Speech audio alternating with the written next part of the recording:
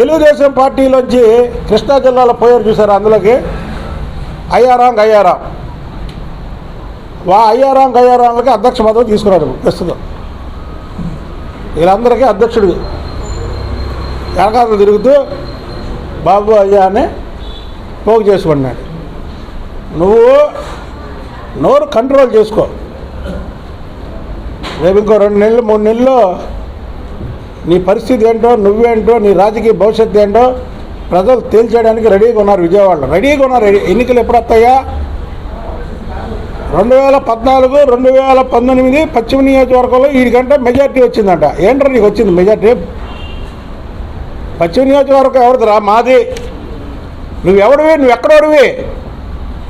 పశ్చిమ నియోజకవర్గంలో నువ్వు 100 రూపాయలు సాయం చేశాను, ఫలానాడికి సాయం చేశానని చూపిస్తావా? ఇంకా నీ అప్పుల